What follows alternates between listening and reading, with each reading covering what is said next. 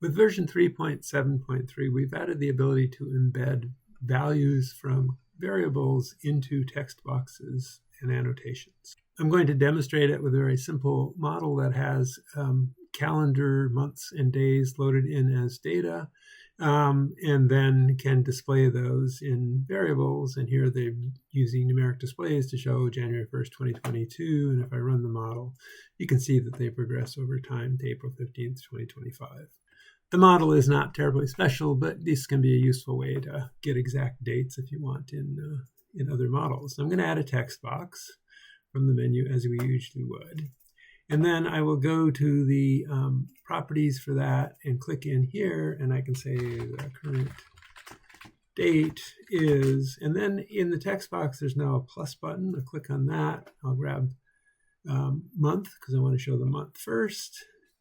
And then I will grab day because I want to show the day. Then I'll put a comma because this is the standard format for dates. And I will choose the year. And I'll put a period at the end of it. And you can see what shows up in the text box is the current date is April 15th, 25. So it's not use calendar year, but full calendar year here. So I'll just replace this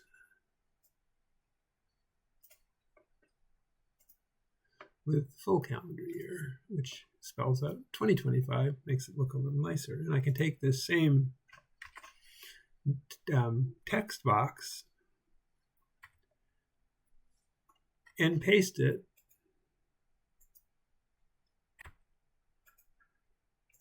onto the interface, and we get the same thing in the interface. And this is actually, I've got a little annotation here that does the same thing. And if I show these, you can see that as I scroll through time, the dates change there. And if I pop up the date, it shows the same date it is showing in the text box. So that's how you can add numbers and values to a text box in 3.7.3.